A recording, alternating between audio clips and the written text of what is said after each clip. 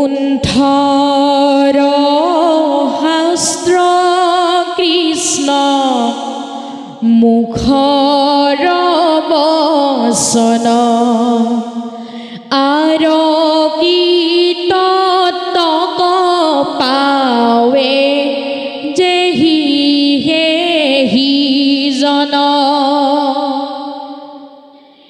কৃষ্ণৰ মুখৰ বচন এই ভাগৱত শাস্ত্ৰ। ইয়াৰ অৰ্থ বুজি পাবলৈ আমি তেওঁৰ চৰণতে শৰণাপন্ন হ'ব লাগিব। ইয়াৰ বাহিৰে বেলেগ উপায় আৰু আমাৰ হাতত নাই। তাহাৰ প্ৰস্তাৱ আখি ভৈল্য উপসন্ন কথা বন্ধে কিছু কহিবা মোৰ মন। যিটো বিষয়ত বেদস্তুতি বিষয়ত মহা পণ্ডিতসকলৰো মতিভ্ৰম হয়, তেনে এটি বিষয়ত আমাৰ দৰে অল্পমতি জীৱ আত্মাৰ ব্যাখ্যা আগবঢ়োৱাৰ অলপো ধৃষ্টতা নাই। তথাপিতো প্ৰভু ভগৱন্তৰ কিবা এক শুভ দৃষ্টি, আপোনাসকলৰ আশীৰ্বাদ, আমি অলপ পাঠ পৰ্যালোচনা আগবঢ়াব পাৰিছোঁ। এই বেদস্তুতি অধ্যায়টো বেদস্তুতি প্ৰকৃততে কোনে কাক স্তুতি কৰিছে? ইয়াত 4খন বেদ ঋক যজু অথৰ্ব সাম 4খন বেদে স্তুতি কৰাৰ কথা কোৱা নাই। কাৰণ তোমাৰেহে অংশ আমি যত জীৱ যাক তোমাৰ মায়াই প্ৰভু বান্ধিলে আমাক। আমি সমস্তজন কাৰ অংশ অৱতাৰ? দৈৱকী নন্দন কৃষ্ণৰ অংশ অৱতাৰ। তেওঁ গুণনামেৰে আমাৰ সমস্তজনকে মোহিত কৰি থৈছে।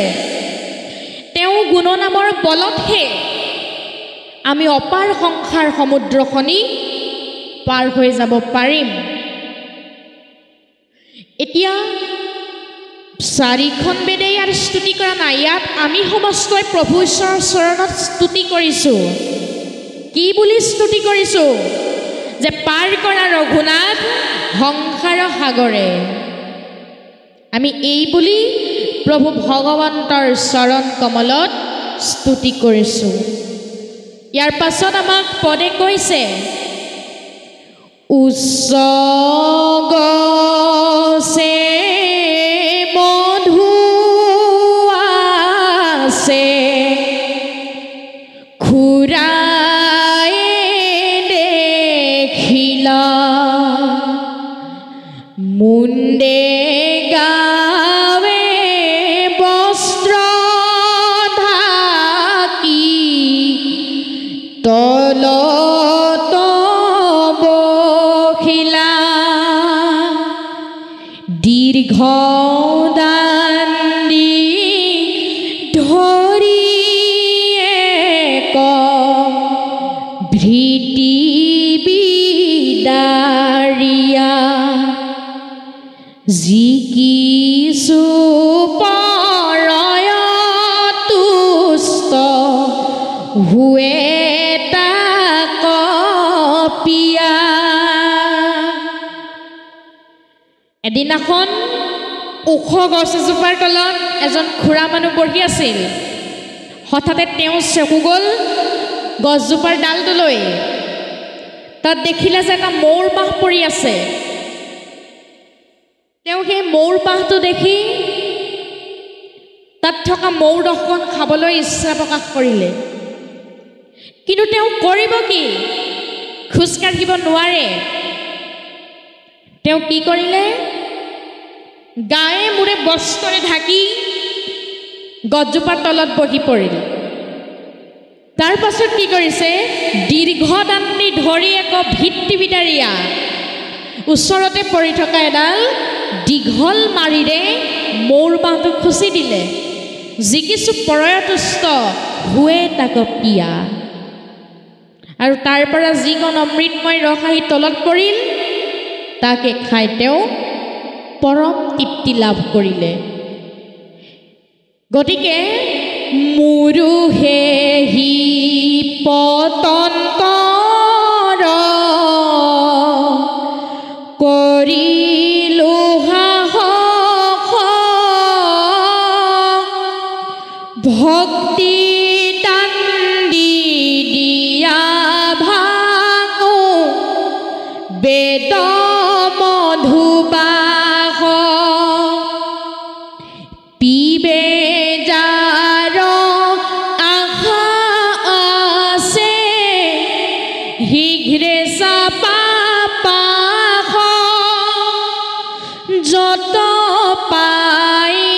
হেহি লোভি নচাৰিবা আখ। যেনেদৰে সেই খুৰা মানুহজনে সেই অকণমান মৌৰস খাই পৰম তৃপ্তি লাভ কৰিলে, আমি সমস্তয়ো ভাগৱত শাস্ত্ৰৰ অমৃতময় ৰসকণ পান কৰিব লাগিব। যিমানকণকে ভাগত পৰে আমি সিমানকণকে লৈ সন্তুষ্ট থাকিব লাগিব। গতিকে আশা কোনেও ত্যাগ নকৰিব, আশা ত্যাগ কৰিব নাপায়, সকলোৰে ভাগত পৰিবই, আৰু যিমানখিনিকে পায় সিমানখিনিকে লৈ আমি সমস্তজন সন্তুষ্ট থাকিব লাগিব। অনাদি প্ৰসিদ্ধ বেদ আপুনি প্ৰমাণ তাহান প্ৰমাণ নিবি চাৰিয়ে কুঠান হেন বেদ পন্থয়ুপ দেখি ভকতকে দ্বাৰকা গৈল কৃষ্ণ কহিলন্ত হুকে। বেদ অনাদিক কালৰ পৰাই প্ৰসিদ্ধ। তাৰ প্ৰমাণ প্ৰলয়ৰ অন্তত যেতিয়া সৃষ্টিৰ সময় হয়, এতিয়া প্ৰভু ভগৱন্তৰ নিশ্বাসত বেদসমূহৰ জন্ম হয়। আকৌ সেই বেদসমূহেই প্ৰভু ভগৱন্ত কৃষ্ণক স্তুতি কৰি নিদ্ৰাৰ পৰা জগাইছে, আৰু প্ৰভু ভগৱন্ত কৃষ্ণ নিদ্ৰাৰ পৰা উঠি সমস্ত জীৱ জগত সৃষ্টি কৰিছে, আৰু সকলোতে তেওঁ সমভাৱে বিৰাজমান হৈ গৈছে। বেদৰ দ্বাৰা ভগৱান প্ৰভুক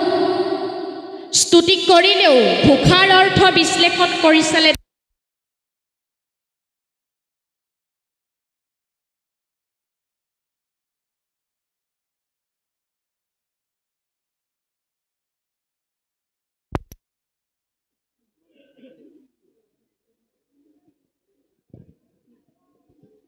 যে ইয়াত অদ্বৈত দৰ্শনৰ আভাস মাত্ৰহে দেখা যায়। বেদ কিয় প্ৰভু ভগৱন্ত বিষ্ণুৰ নাসাৰন্ধৰ পৰা সৃষ্টি হ'ব লগা হ'ল? জীৱৰ মায়াক বিনাশ কৰি চৈতন্য প্ৰদান কৰিবৰ বাবে বেদসমূহৰ জন্ম হ'ল। প্ৰকৃততে অজ্ঞান আন্ধাৰকে মায়া বুলি কয়। মায়াই হ'ল সৃষ্টিকৰ্তাৰ প্ৰথম সৃষ্টি। সকলো ইন্দ্ৰিয়ৰ ভিতৰত এতিয়া আমাৰ মনটো শ্ৰেষ্ঠ, মনতকৈ আকৌ বুদ্ধি শ্ৰেষ্ঠ, বুদ্ধিতকৈ মহত্ব শ্ৰেষ্ঠ, আৰু মায়া বুদ্ধিতকৈও শ্ৰেষ্ঠ। মায়াক আমাৰ জীৱনৰ ৰথৰ চকাৰ লগত তুলনা কৰিছে। সাংখ্য দৰ্শনৰ মতে মায়াৰ সহায়তেই বিশ্ব ব্ৰহ্মাণ্ডখন প্ৰৱৰ্তি আছে। শংকৰাচাৰ্যৰ মতে মায়াই সৃষ্টিৰ প্ৰথম সৃষ্টি। আমি সমস্তজন এতিয়া মায়াৰ বন্ধনত সোমাই আছোঁ। বেদস্তুতিত গুৰুজনাই মায়াক এখন মহান সাগৰৰ লগত তুলনা কৰি দিছে। ও তোমাৰে খেমায়া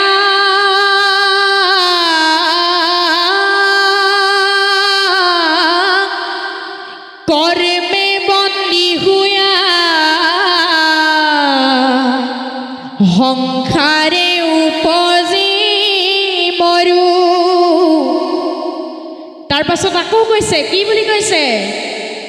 ও ৰাম তোমাৰ কটাক্ষ দৃষ্টি পায়া নিদ্ৰ কৰো মায়া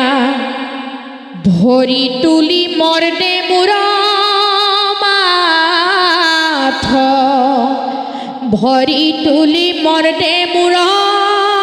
মাথ তাৰ মানে জীৱৰ সকলো জাগতিক কষ্টৰ মূলতে হ'ল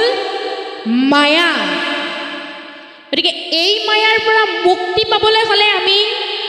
ভগৱন্ত প্ৰভুৰ চৰণ কমলত একান্ত ভাৱেৰে কায় মন বাক্য ত্যাগ কৰি সুদৃঢ় বিশ্বাসেৰে শৰণাপন্ন হ'বই লাগিব ইয়াৰ পাছত আমাক পদে কৈছে হে নহুনি পৰীক্ষিত গুণিলা মনতে গুণময় বেদ ব্ৰহ্ম বখানে কি মতে নিগুণ ব্ৰহ্মতইটো নঘটয় বুলি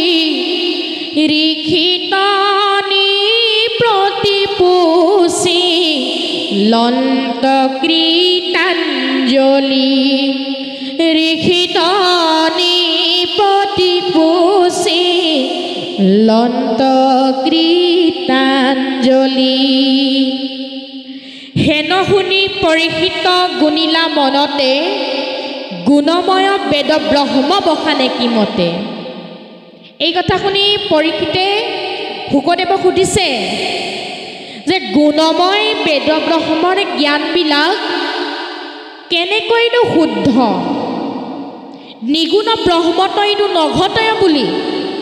ৰিখিত নিপতি পুচি লন্ত কৃতাঞ্জলি নিগুণ ব্ৰহ্মত এইবিলাক নঘটে বুলি কৈ ৰজা পৰীক্ষিতে শুকদেৱক এই কথাটোৰ বিষয়ে বুজাই দিবলৈ আহ্বান জনাইছে হে শুক ব্ৰহ্মময় কহিও নিশ্চিত যিটো ব্ৰহ্ম বস্তু বুলি নপাৰি কল্পিত হতৰ যতমতিনি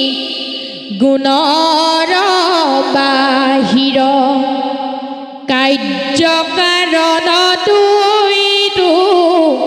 পৰহন্দা স্থিৰ কাৰ্যকাৰণ দুইটো পৰহন্দা স্থিৰ পৰীক্ষিতক শুকদেৱে কৈছে যে হে মহাৰাজ পৰীক্ষিত তুমি মোৰ কথা শুনা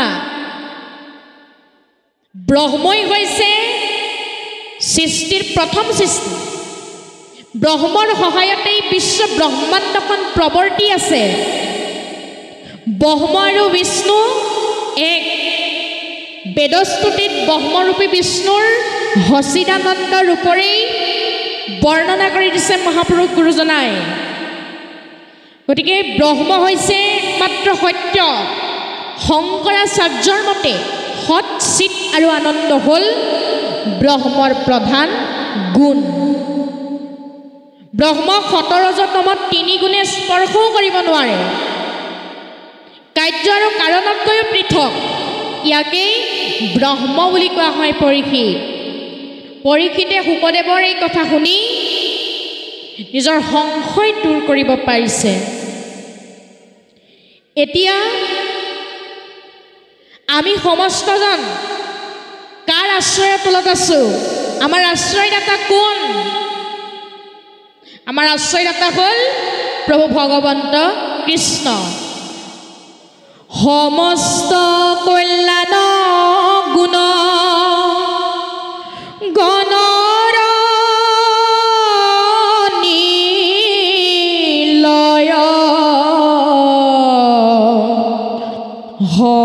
হবাৰে ঈশ্বৰ প্ৰভু হবাৰে আশ্ৰয় হবে জীৱ জন্তু ছয় হবে ব্ৰহ্মময়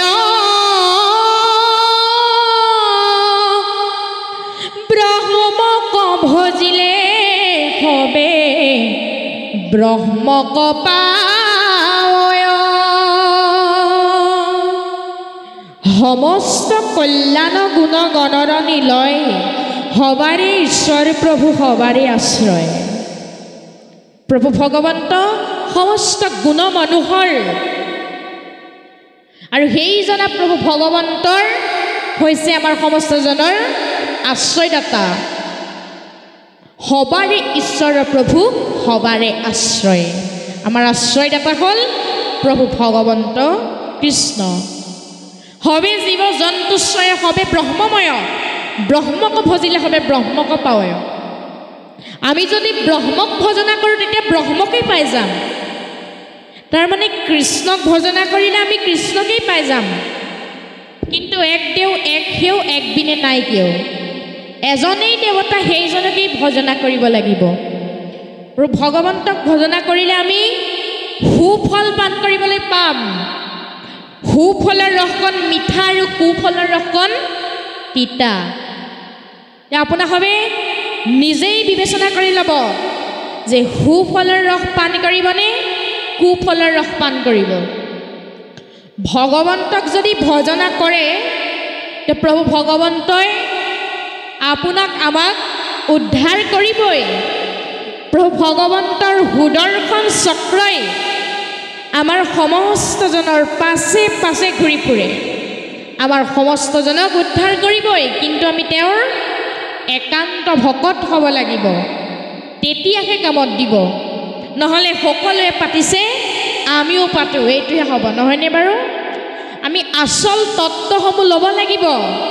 আৰু এই তত্ত্বসমূহ লৈ আমাৰ জীৱন সুন্দৰভাৱে অতিবাহিত কৰিলেহে আমাৰ মহাপুৰুষ গুৰু দুজনাৰ আদৰ্শেৰে আগুৱাই যাব পাৰিম নহ'লে কিন্তু নোৱাৰে ভাগৱতৰ শ্ৰৱণ কীৰ্তন চলি থাকোঁতে আপোনাৰ হবে কেতিয়াও ঘৰুৱা কথা আলোচনা কৰি নাথাকিব হাই হুলস্থুলীয়াত কৰি নাথাকিব কাৰণ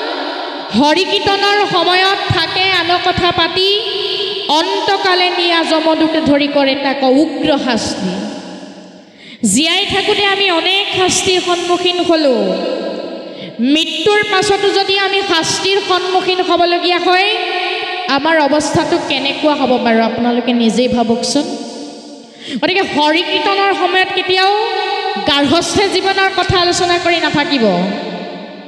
যদিহে গাৰ্হস্থ জীৱনৰ কথা আলোচনা কৰিবলৈ আহে তেনেহ'লে এনে পবিত্ৰ স্থানলৈ অহাতকৈ নহাটোৱে আমাৰ বাবে শ্ৰেয় হ'ব আমি ইয়ালৈ কিয় আহিছোঁ প্ৰভু ভগৱন্তৰ গুণনাম শ্ৰৱণ কীৰ্তন কৰিম বুলি আহিছোঁ ইয়াত যদি আকৌ গাৰ্হস্থ জীৱনৰ কথা আলোচনা কৰোঁ একো ফল নধৰিব ভাগৱত শাস্ত্ৰই আমাক ক্ৰিয়া নকৰিব গতিকে ইয়াত ঘৰুৱা কথাবিলাক আলোচনা কৰি থাকিব নাপায় এতিয়া ভাগৱত শাস্ত্ৰৰ মতে আমি কেনেধৰণৰ খাদ্য গ্ৰহণ কৰিলে ভগৱন্তক পাম আমি কি আহাৰ গ্ৰহণ কৰিব লাগিব ভাগৱতত আমাক কি খাদ্য গ্ৰহণ কৰিবলৈ কৈছে ইংৰাজীত এষাৰ কথা আছে as the food so the mind as the mind so the man আমাৰ সমস্তজনক আৰোগ্য শক্তি কিহে প্ৰদান কৰে আহাৰে প্ৰদান কৰে আহাৰে আমাক আৰোগ্য শক্তি প্ৰদান কৰে ভক্তি সাধনত আহাৰৰ মহত্ব অতিকৈ প্ৰয়োজন আমি আহাৰ গ্ৰহণ কৰিবই লাগিব আহাৰ গ্ৰহণ কৰিলেহে আমাৰ শৰীৰটো সুস্থ হৈ থাকিব কিন্তু কেনেধৰণৰ আহাৰ আমি গ্ৰহণ কৰিব লাগিব প্ৰভু ভগৱন্তৰ চৰণত সমৰ্পিত খাদ্য আমি গ্ৰহণ কৰিব লাগিব ইংৰাজীত আৰু এষাৰ কথা আছে আমি সমস্তজনে যেনে ধৰণৰ খাদ্যই আমি গ্ৰহণ কৰিম তেনে ধৰণৰ প্ৰতিক্ৰিয়াহে আমাৰ সমস্তজনৰ দেহ বা মনত উদয় হ'ব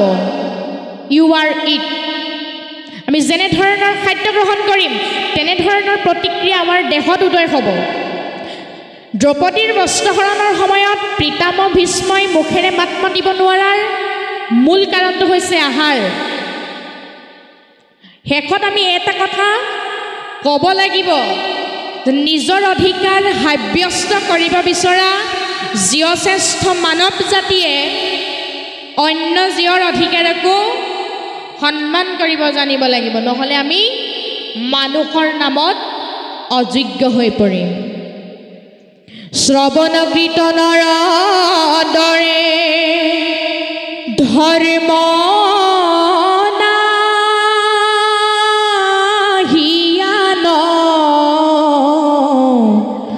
কৈলো সত্য ৰহস্য ভকতিম জ্ঞান শ্ৰৱণ কীৰ্তনৰ দৰে ধৰ্ম নাহি আনে কৈলো সত্য ৰহস্য ভকতি মহাজ্ঞান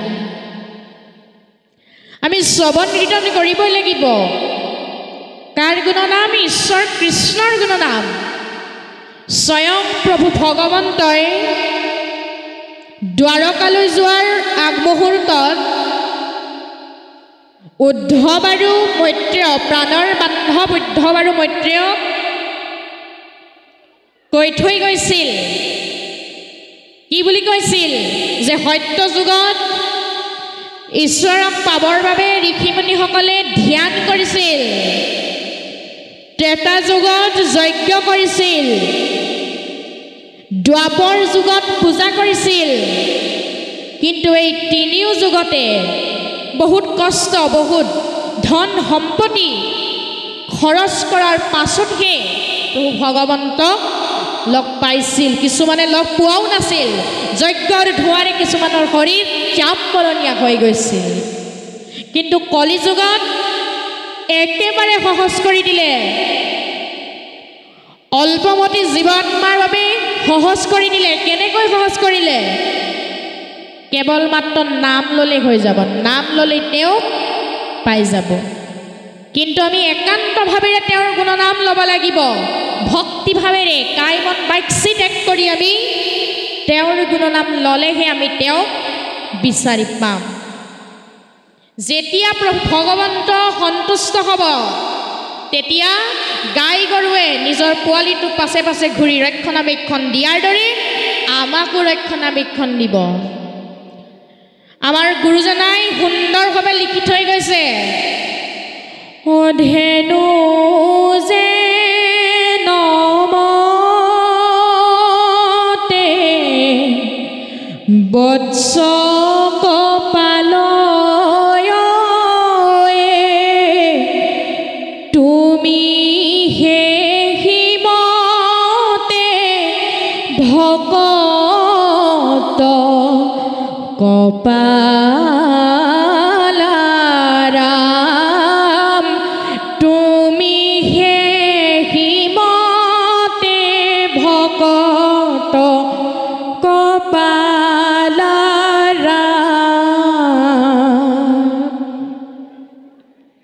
ভগৱন্তয়ো আমাৰ পাছে পাছে ঘূৰি ফুৰিব আৰু আমাক সুদৰ্শন চক্ৰৰে ৰক্ষণাবেক্ষণ দি থাকিব গৰ্ভস্থ অৱস্থাত এগৰাকী আই মাতৃয়ে ঈশ্বৰৰ গুণকীৰ্তন কৰিব লাগে তেতিয়া সন্তান ভাল হয় তাৰ বহুত প্ৰমাণো আছে ভক্ত প্ৰহ্লাদ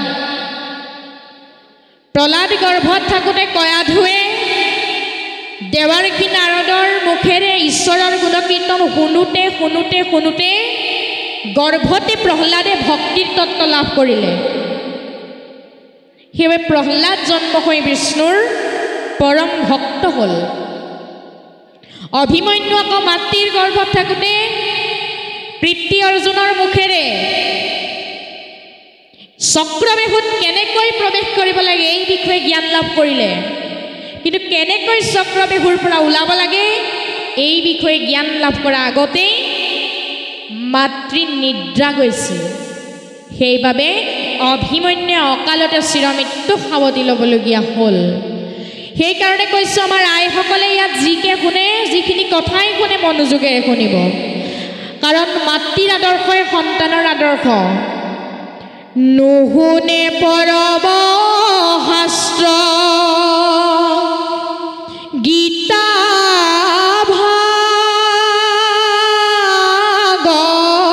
ভাগৱত কিমতে ভকতি আৰ হৈবে মাধৱত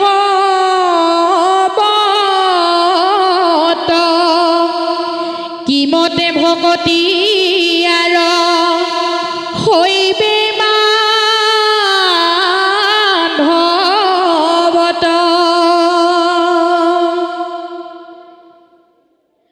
আমি যদি গীতা ভাগৱতৰ উপদেশসমূহকে ভালদৰে নুশুনো তেনেহ'লে ক'ব পাৰিম নে কৃষ্ণৰ চৰণত ভকতি হৈছে বুলি আমি কেতিয়াও ক'ব নোৱাৰোঁ যে কৃষ্ণৰ চৰণত ভকতি হৈছে বুলি আমি গীতা শাস্ত্ৰৰ ভাগৱত শাস্ত্ৰৰ উপদেশসমূহ মানি চলিবই লাগিব তেতিয়াহে ভগৱন্ত কৃষ্ণৰ কৃপাদৃষ্টি আমাৰ সমস্তজনৰ ওপৰত পৰিব আৰু তেতিয়াহে কিন্তু সন্তান ভাল হ'ব সেইকাৰণে আমি আইসকলক উদ্দেশ্য কৰি কৈছোঁ ও মন ভাই জানি ফুৰা হৰিৰ গুণ গায় আইসকলৰ জীৱনটো অতিকৈ বৈচিত্ৰ্যময় জীৱন অতিকৈ কৰ্মময় জীৱন মাতৃবিহীন এই পৃথিৱীখনেই অন্ধকাৰ সেইবাবে প্ৰভু ভগৱন্ত কৃষ্ণই এই জগত সৃষ্টি কৰাৰ আগতেই প্ৰকৃতিকো সৃষ্টি কৰিছে প্ৰকৃতিৰ অবিহনে এই জগতখন অসাৰ প্ৰকৃতি আমাক লাগিবই প্ৰকৃতি নহ'লে কিন্তু নহ'ব কাৰণ প্ৰকৃতি পুৰুষ দুয়ো হৈব একমতি তেৱেহে সি জীৱ বন্ধু কৃষ্ণত ভকতি প্ৰকৃতি পুৰুষ দুয়ো হৈব একমতি তেৱেহে সি জীৱ বন্ধু কৃষ্ণত ভকতি প্ৰকৃতি পুৰুষ এক হ'লেহে প্ৰভু ভগৱন্তৰ চৰণত ভকতি কৰিব পাৰিব নহ'লে কিন্তু নোৱাৰিব কিয় প্ৰভু ভগৱন্তই হৈছে একমাত্ৰ সত্য আৰু একমাত্ৰ ঈশ্বৰ সেইজনা প্ৰভু ভগৱন্তক ভজনা কৰিবলৈ আমাক ভাগৱত শাস্ত্ৰই আৰু বিভিন্ন ধৰ্মশাস্ত্ৰই আমাক উপদেশ প্ৰদান কৰি থৈ গৈছে আমি এই শাস্ত্ৰসমূহৰ মাধ্যমেৰে আমাৰ জীৱন আগুৱাই নিলেহে আমি সমস্তজনে কৃষ্ণৰ চৰণ কমলত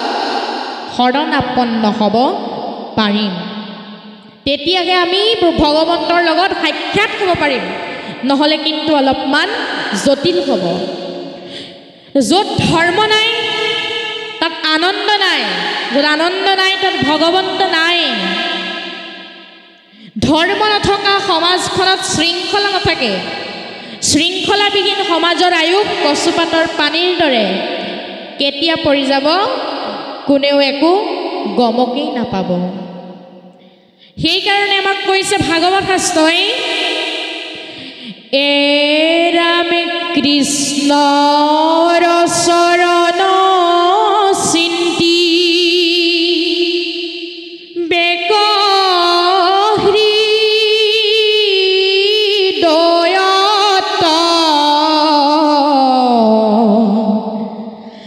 সন্ত ঈশ্বৰ হৰি সমস্ত ভূত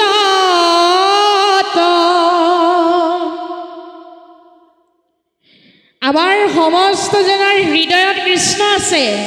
পঞ্চভৌতিক দেশত ঈশ্বৰ কৃষ্ণ সমভাৱে বিৰাজমান গুৰি পৰ্বতত যিমান কণ থাকিব হাতীটোত সমানেই থাকিব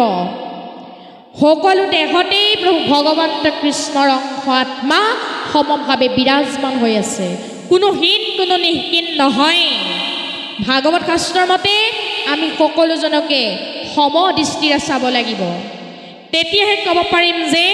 প্ৰভু ভগৱন্ত কৃষ্ণৰ চৰণত আমি শৰণাপন্ন হৈছোঁ